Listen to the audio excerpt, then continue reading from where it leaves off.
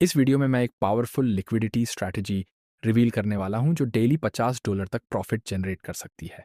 सबसे अच्छी बात यह है कि इसके लिए आपको बहुत बड़ा कैपिटल चाहिए नहीं होता और यही स्ट्रैटेजी प्रो ट्रेडर्स भी यूज करते हैं।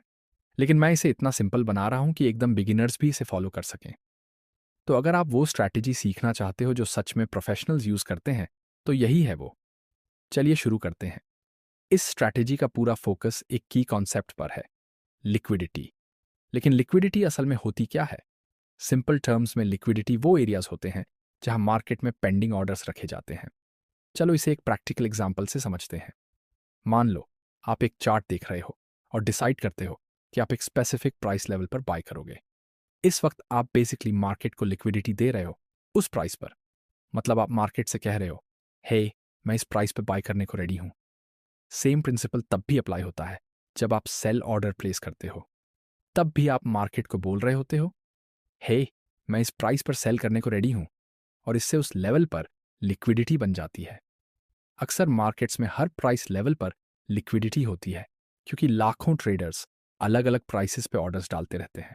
ये ट्रेडर्स रिटेल हो सकते हैं, बड़े बैंक्स या फाइनेंशियल इंस्टीट्यूशंस हो सकते हैं। तो हर प्राइस पॉइंट पर कोई ना कोई बाई करने वाला होता है और कोई ना कोई सेल करने वाला भी। यही लिक्विडिटी का कॉन्सेप्ट है और यही है जो मार्केट को रोज मूव करता है। लेकिन कुछ ऐसे प्राइस लेवल्स होते हैं जहां लिक्विडिटी ज्यादा होती है। मान लो चार्ट पर एक सपोर्ट लेवल है जहां से प्राइस 2 बार बाउंस कर चुका है। अब जब प्राइस फिर से उस लेवल के पास आता है तो ज्यादातर ट्रेडर्स क्या करेंगे, वो एक्सपेक्ट करेंगे कि फिर से बाउंस होगा। तो वो उसी सपोर्ट पर लॉन्ग पोजीशन लेंगे और अपना स्टॉप लॉस जस्ट नीचे रखेंगे। और अगर कोई ज्यादा कॉशियस है तो वो थोड़ा और नीचे एसएल रखेगा ताकि आसानी से स्टॉप आउट ना हो। शायद आपने भी ये एक्सपीरियंस किया होगा। प्राइस बाउंस करने की बजाय सपोर्ट को थोड़ा सा विक कर जाता है, स्टॉप लॉस ट्रिगर करता है और फिर वापस ऊपर आ जाता है। और आप सोचते रह जाते हो कि ये सेटअप फेल क्यों हुआ। इसका रीजन ये है कि प्रो ट्रेडर्स जिनके पास बड़ा कैपिटल होता है जानबूझकर सपोर्ट के नीचे की रेस्टिंग लिक्विडिटी को टारगेट करते हैं। उन्हें पता होता है कि बहुत सारे रिटेल ट्रेडर्स वही पैटर्न देख रहे हैं और एसएल एक ही जोन में रख रहे हैं। इससे उस एरिया में बहुत ज्यादा लिक्विडिटी बन जाती है और जब वो एसएल ट्रिगर होते हैं तो प्रो ट्रेडर्स उसी लिक्विडिटी का इस्तेमाल करते हैं अपने बड़े लॉन्ग पोजीशंस को फिल करने के लिए। इसीलिए आप देखोगे कि प्राइस एक की लेवल के नीचे विक करता है और फिर रिवर्स कर जाता है। अब मैं आपको सिखाने वाला हूं कि कैसे आप उन 1% ट्रेडर्स में शामिल हो सकते हो जो इसका फायदा उठाते हैं, बजाय 99% ट्रेडर्स के जो बार बार स्टॉप आउट होते हैं। और हाँ, ये स्ट्रैटेजी बेस्ट काम करती है लोअर टाइम फ्रेम पर, जैसे कि 5 मिनट या 15 मिनट चार्ट्स पर। और आप इसे फॉरेक्स, क्रिप्टो या स्टॉक्स किसी भी एसेट पर यूज कर सकते हो। चलिए शुरू करते हैं। सबसे पहले मैं पूरी स्ट्रैटेजी को सिंप्लीफाई करने वाला हूं 4 सिंपल स्टेप्स में, जिन्हें आप इजीली फॉलो कर सको। ध्यान देना कि ये सारे स्टेप्स एक दूसरे से जुड़े हुए हैं। अगर आपने कोई भी स्टेप स्किप किया तो अगला स्टेप काम नहीं करेगा। तो चलिए शुरू करते हैं। स्टेप 1 है प्राइस में ब्रेक ऑफ स्ट्रक्चर को आइडेंटिफाई करना। इसके लिए सबसे पहले हमें यह समझना जरूरी है कि ट्रेंड्स कैसे बनते हैं। हम सब जानते हैं मार्केट में 2 तरह के ट्रेंड्स होते हैं, अप ट्रेंड और डाउन ट्रेंड। चलो अप ट्रेंड का एग्जांपल लेते हैं। अप ट्रेंड में प्राइस सीधा ऊपर नहीं जाता, बल्कि ये एक स्पेसिफिक स्ट्रक्चर में मूव करता है जिसे हम कहते हैं हायर हाइज और हायर लोज। वहीं दूसरी तरफ डाउन ट्रेंड में प्राइस लोअर हाइज और लोअर लोज बनाता है। अब अप ट्रेंड स्ट्रक्चर में जब भी कोई प्रीवियस हाई टूटता है और प्राइस नया हायर हाई बनाता है तो उसे हम ब्रेक ऑफ स्ट्रक्चर कहते हैं। सेम चीज डाउन ट्रेंड में होती है। जब प्राइस प्रीवियस लो तोड़ता है और नया लोअर लो बनाता है, वो भी ब्रेक ऑफ स्ट्रक्चर कहलाता है। अब जब आपको ब्रेक ऑफ स्ट्रक्चर का कॉन्सेप्ट समझ में आ गया है, चलिए इसे एक रियल चार्ट एग्जाम्पल में देखते हैं। इस चार्ट में हम देख सकते हैं कि प्राइस हायर हाइज और हायर लोज बना रहा है, जो एक अप ट्रेंड को इंडिकेट करता है। ब्रेक ऑफ स्ट्रक्चर को ढूंढने के लिए हम बस ये देखते हैं कि कहाँ प्राइस ने प्रीवियस हाइज को तोड़ा और नया हायर हाई बनाया, और वो पॉइंट है यहाँ। अब ये हमारा ब्रेक ऑफ स्ट्रक्चर बनता है। लेकिन ज़रूरी बात यह है कि जब तक कोई कैंडल प्रीवियस हाई के ऊपर क्लोज न कर दे, तब तक उसे ब्रेक ऑफ स्ट्रक्चर नहीं माना जाएगा। सिर्फ विक काम नहीं करता। जैसे ही ब्रेक ऑफ स्ट्रक्चर आइडेंटिफाई हो जाए, हम चलते हैं स्टेप 2 की तरफ, यानी सप्लाई या डिमांड जोन को आइडेंटिफाई करना। ये वो एरियाज होते हैं जहां मार्केट में बड़े बाय या सेल ऑर्डर्स प्लेस किए गए होते हैं, जिससे प्राइस में तेज मूव आता है। सबसे आसान तरीका है पहले स्ट्रक्चर के ब्रेक को स्पॉट करो, फिर उस तेज प्राइस मूव से ठीक पहले वाले पॉइंट को देखो जिससे वो ब्रेक ऑफ स्ट्रक्चर हुआ। अगर मूव ऊपर की तरफ था तो उस शार्प मूव से पहले वाला एरिया डिमांड जोन कहलाता है, और अगर मूव नीचे की तरफ था तो वही एरिया सप्लाई जोन कहलाता है। अब वापस आते हैं अपने पहले एग्जाम्पल पर। हमने पहले ही ब्रेक ऑफ स्ट्रक्चर आइडेंटिफाई कर लिया था, तो अब डिमांड जोन ढूंढना आसान हो जाता है। हमें बस उस शार्प मूव से ठीक पहले के एरिया को देखना है। इस केस में प्राइस ने अपना तेज मूव यहीं से शुरू किया था। अब डिमांड जोन को मार्क करने के लिए उस आखिरी कैंडल को हाईलाइट करो जो उस शार्प मूव से ठीक पहले बनी थी। रेक्टेंगल टूल से उस कैंडल के लो से हाई तक एक जोन ड्रॉ करो।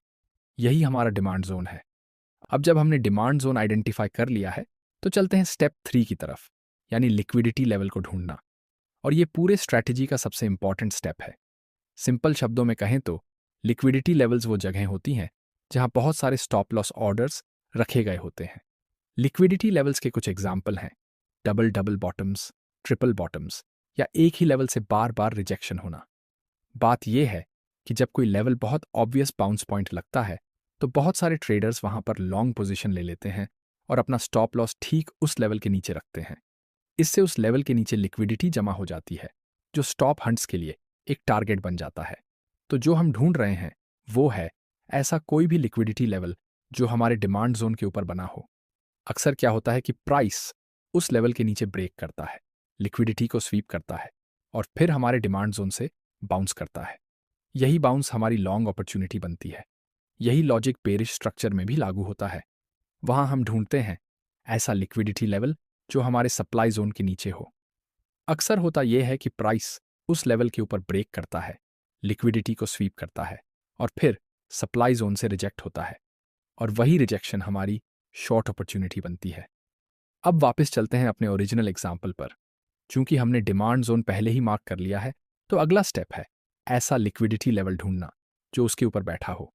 और यहां हम देख सकते हैं कि प्राइस ने डबल बॉटम बनाया है, एक ही लेवल से 2 बार रिजेक्ट हुआ है, जिससे उस लेवल के नीचे लिक्विडिटी का पूल बन गया है। जैसे ही लिक्विडिटी लेवल आइडेंटिफाई हो जाता है हम चलते हैं फाइनल स्टेप की तरफ, यानी ट्रेड में एंट्री करना। इस स्ट्रैटेजी से ट्रेड में एंट्री करना काफी सिंपल है। हम डिमांड जोन के ऊपर एक लिमिट बाय ऑर्डर रखते हैं, स्टॉप लॉस थोड़ा नीचे रखते हैं और टेक प्रॉफिट सेट करते हैं स्टॉप लॉस डिस्टेंस का 2 गुना। और अगर थोड़ा एग्रेसिव होना है तो प्रीवियस हाइस को टारगेट किया जा सकता है। लिमिट ऑर्डर का मतलब है कि हम ट्रेड में करंट प्राइस पर एंटर नहीं कर रहे। हम अपने डिजायर्ड एंट्री प्राइस के साथ साथ स्टॉप लॉस और टेक प्रॉफिट पहले से ही सेट कर देते हैं। इससे आपको चार्ट के सामने बैठे रहने की जरूरत भी नहीं होती। बस एक बार लिमिट ऑर्डर लगा दो और प्राइस को अपना काम करने दो। इस एग्जाम्पल में प्राइस ने लिक्विडिटी लेवल के नीचे ब्रेक किया, हमारे एंट्री जोन में विक किया और फिर वापस ऊपर रिवर्स हो गया, हमारे टेक प्रॉफिट तक पहुंच गया। शुरुआत में ये स्ट्रैटेजी थोड़ी कॉम्प्लेक्स लग सकती है क्योंकि बहुत सारे कंडीशंस मिलकर काम करती हैं, लेकिन असल में ये सिर्फ कुछ की रूल्स को स्पॉट करने की बात है। जैसे लिक्विडिटी लेवल जो किसी सप्लाई या डिमांड जोन के पास हो। ये बिल्कुल वैसा ही है जैसे चार्ट पैटर्न को स्पॉट करना। मान लो आप ट्रायंगल पैटर्न ढूंढ रहे हो तो आप एग्जैक्ट मूवमेंट नहीं ढूंढते, आप बस वो रूल्स फॉलो करते हो जो उस पैटर्न को बनाते हैं, जैसे कन्वर्जिंग ट्रेंड लाइंस। ठीक वैसे ही हमारी लिक्विडिटी स्ट्रैटेजी भी एक पैटर्न है। हमें एग्जैक्ट प्राइस मूवमेंट की तलाश नहीं करनी, बल्कि उन रूल्स की जो इस पैटर्न को बनाते हैं, जैसे लिक्विडिटी लेवल जो सप्लाई या डिमांड जोन के पास बन रहा हो। इसीलिए ये जरूरी है कि आप इन रूल्स को अच्छे से समझो, सिर्फ प्राइस की सीक्वेंस को याद न करो। अब चलते हैं एक और एग्जाम्पल की तरफ। तो फिर से पहला स्टेप है ब्रेक ऑफ स्ट्रक्चर को ढूंढना। इस पूरे चार्ट को देखो, हमें साफ दिख रहा है कि प्राइस लोअर हाइज और लोअर लोज बना रहा है, मतलब ये एक क्लियर डाउन ट्रेंड है। और यहां हमें एक ब्रेक ऑफ स्ट्रक्चर दिख रहा है जब प्राइस ने इस लो को तोड़कर नया लोअर लो बनाया। फिर यहां भी एक और ब्रेक ऑफ स्ट्रक्चर है जब प्राइस ने प्रीवियस लो को तोड़ा। अब जब हमने ब्रेक ऑफ स्ट्रक्चर आइडेंटिफाई कर लिया तो चलते हैं स्टेप 2 की तरफ, यानी सप्लाई या डिमांड जोन को आइडेंटिफाई करना। चूंकि ये डाउन ट्रेंड है तो हम सप्लाई जोन ढूंढेंगे। इसके लिए हम सबसे रीसेंट ब्रेक ऑफ स्ट्रक्चर को लेते हैं, फिर उस तेज गिरावट से ठीक पहले के पॉइंट को ढूंढते हैं जिससे वो ब्रेक ऑफ स्ट्रक्चर हुआ। इस केस में वो पॉइंट यही है। तो अब हम अपना सप्लाई जोन मार्क करते हैं। अब चलते हैं स्टेप 3 की तरफ, यानी उस सप्लाई जोन के नीचे लिक्विडिटी लेवल ढूंढना। यहाँ हम देख सकते हैं कि कई कैंडल्स की विक्स उसी लेवल को रिजेक्ट कर रही हैं जो इसे लिक्विडिटी जोन बनाता है, और ये एरिया एक लिक्विडिटी स्वीप का टारगेट बन जाता है। अब हमारे पास एक सप्लाई लेवल है जिसके नीचे लिक्विडिटी लेवल मौजूद है, जो इस पैटर्न को एक वैलिड लिक्विडिटी पैटर्न बनाता है। अब चलते हैं स्टेप 4 की तरफ, यानी ट्रेड में एंट्री करना। चूंकि ये डाउन ट्रेंड है तो हम मार्केट को शॉर्ट करेंगे, मतलब अगर प्राइस नीचे जाता है तो हमें प्रॉफिट होगा। एंट्री के लिए सप्लाई जोन के बॉटम पर एक लिमिट शॉर्ट ऑर्डर रखें, स्टॉप लॉस थोड़ा ऊपर सेट करें और टेक प्रॉफिट प्रीवियस लोज पर सेट करें। फिर बस ट्रेड को चलने दो। इस एग्जाम्पल में प्राइस ने पहले लिक्विडिटी लेवल को स्वीप किया, फिर सप्लाई जोन पर हमारी एंट्री हिट की और फिर रिजेक्ट होकर नीचे चला गया हमारे टेक प्रॉफिट की तरफ। तो ये है एक सबसे पावरफुल स्ट्रैटेजीज में से एक, और यही स्ट्रैटेजी है जिसने मुझे रोज $50 कमाने में मदद की।